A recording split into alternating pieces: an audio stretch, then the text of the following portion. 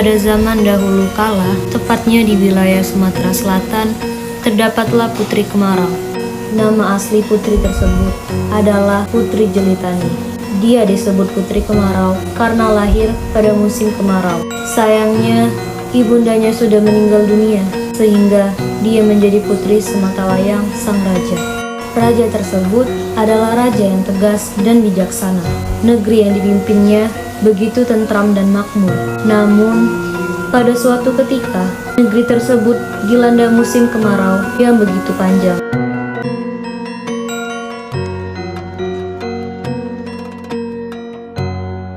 Bagaimana ini? Apakah kamu sudah mengamati kondisi negara kita beberapa bulan ini? Negara ini sangat mengkhawatirkan. Banyak rakyat yang mengeluh kesusahan tentang musim kemarau ini. Ya, negara ini tampak begitu menyedihkan. Semua kegiatan sehari-hari jadi terhambat akibat kurangnya pasokan air. Memasak susah, mandi susah, makan susah. Tumbuhan dan hewan pun banyak yang mati akibat musim kemarau ini. Mungkin kita semua juga akan mati apabila musim kemarau ini tak kunjung berakhir. Aku harap itu tidak terjadi. Apakah sebaiknya kita memberitahu kepada sang raja supaya masalah ini segera diselesaikan? Aku setuju. Ayo kita ke istana. Ayo. Dalam perjalanan, mereka bertemu dengan rakyat lainnya. Rakyat tersebut ikut bergabung menuju istana untuk bertemu dengan raja. Kamu mau kemana? Kami ingin menemui raja supaya raja segera menyelesaikan masalah ini. Apakah kamu ingin ikut? Ya, aku ikut karena sawahku juga kena dampaknya akibat kekeringan ini. Mereka berjalan ke istana. Setibanya di istana, mereka bertemu dengan pengawal, dan pengawal tersebut mengantar mereka ke hadapan raja.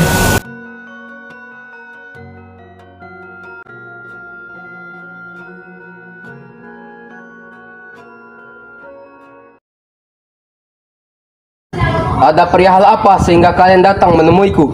Maaf atas kedatangan kami Baginda.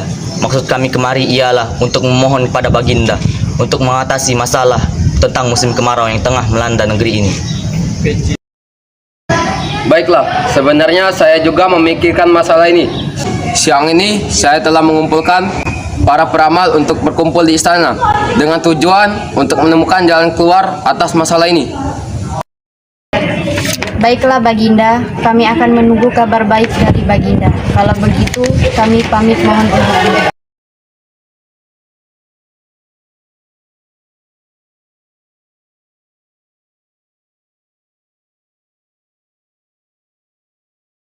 Pada siang harinya, para peramal yang telah diundang oleh raja datang ke istana.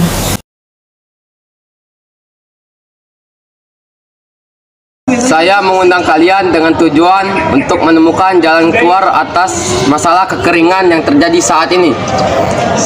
Maaf sekali Baginda, kami juga tidak bisa menemukan solusi atas masalah ini. Lalu, siapakah yang bisa mengatasi masalah ini? Alangkah kasihannya rakyat di negeriku.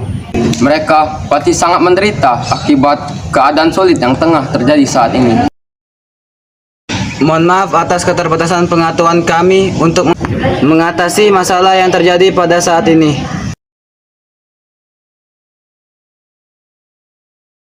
Baiklah, kalian boleh kembali. Kalau begitu, kami pamit undur diri. Para peramal meninggalkan kerajaan. Sementara itu, raja dan para pengawal berkumpul di ruang pertemuan. Aku merasa begitu bersalah kepada rakyatku. Aku tidak mampu mengatasi penderitaan mereka. Hamba turut bersedih Baginda. Namun, aku telah mendengar kabar tentang seorang peramal yang amat sakti. Mungkin saja ia bisa mengatasi masalah kemarau ini. Benarkah?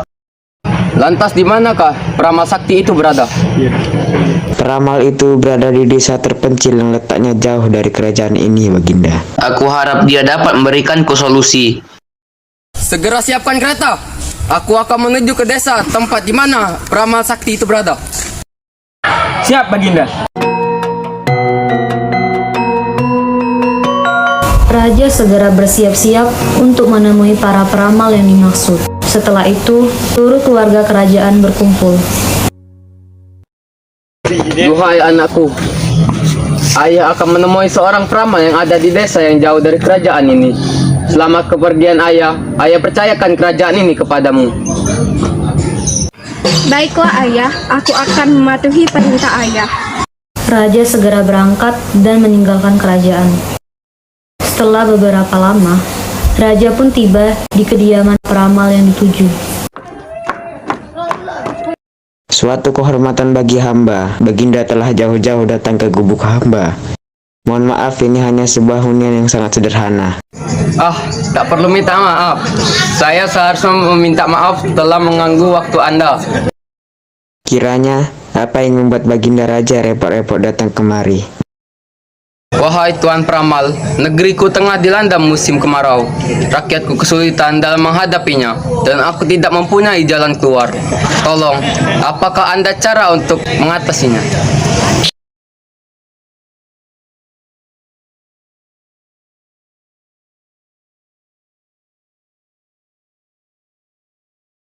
Baginda, aku melihat ada petunjuk yang akan membawa masalah tersebut keluar dari negeri Paduka. Petunjuk tersebut akan segera muncul melalui mimpi putri Baginda. Baiklah Tuan Peramal, aku akan menanyakan kepada putriku.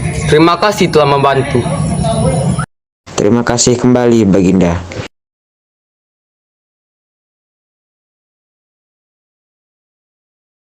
Wahai anakku, ayah sudah bertemu dengan peramal yang ayah ceritakan tempo hari. Dia mengatakan bahwa petunjuk tentang jalan keluar atas masalah negeri ini akan datang dalam mimpimu. Tidakkah kau bermimpi mengenai hal tersebut? Mohon maaf ayah, aku belum mengalami mimpi tersebut. Akan tetapi, alangkah baiknya jika masalah kekeringan ini kita serahkan saja kepada Tuhan. Benarlah perkataanmu wahai putriku. Maafkan ayah.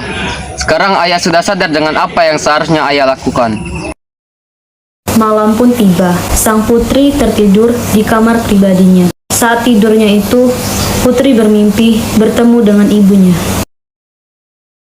Wahai putriku, apa yang terjadi di negeri ini pasti akan berakhir. Apabila ada gadis yang mau berkorban menceburkan dirinya ke laut demi negeri ini.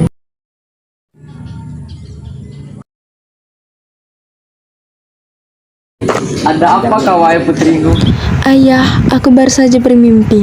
Dalam mimpi tersebut, aku bertemu dengan ibunda. Ibunda mengatakan kesulitan di negeri ini akan segera berakhir apabila ada seorang gadis yang rela berkorban untuk menceburkan dirinya ke laut. Ternyata ramalan peramal itu benar-benar terjadi. Baiklah, bila memang begitu, ayah akan berikan pengumuman kepada rakyat mengenai hal ini. Ayah juga akan mengadakan sayembara untuk menemukan gadis yang rela berkorban untuk kerajaan ini. Pada keesokan harinya, Raja menepati ucapannya. Raja mengumpulkan rakyatnya dan bertanya, siapa yang mau berkorban sesuai dengan mimpi yang dialami oleh putrinya. Adakah dari kalian yang bersedia mengajukan diri untuk melaksanakan amanah ini? Mohon maaf ayah, aku rela mengorbankan diri demi kemakmuran seluruh rakyat yang ada di negeri ini. Jangan anakku, engkau adalah satu-satunya keluarga yang aku miliki. Engkau pula yang akan meneruskan memimpin kerajaan ini. Tidak ayah, sebaiknya aku menjadi korban demi rakyat negeri ini. Mungkin saja ini adalah takdirku. Baiklah, putriku, kalau begitu tekadmu, maka nanti kita akan menuju ke tepi laut. Saat waktunya tiba, Raja, Putri, dan rakyat sudah berada di tepi laut yang curam. Apakah kamu sudah yakin dengan keputusanmu? Iya ayah, tolong ikhlaskan kepergianku dan maafkan segala kesalahanku.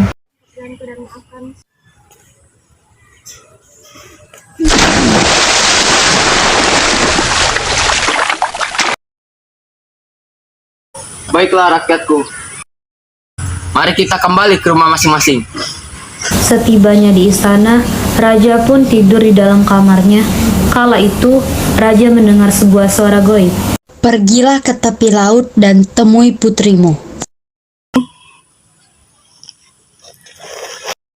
Wahai rakyatku, marilah kita ke tepi laut kembali. Ada suara yang mengatakan aku harus ke sana.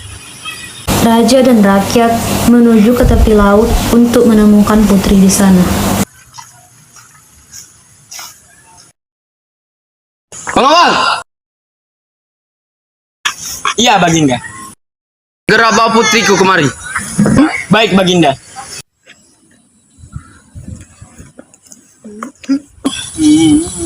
Terima kasih Tuhan, Engkau telah menyelamatkan putriku. Raja sangat bersuka cita dan rombongan itu pun kembali ke istana.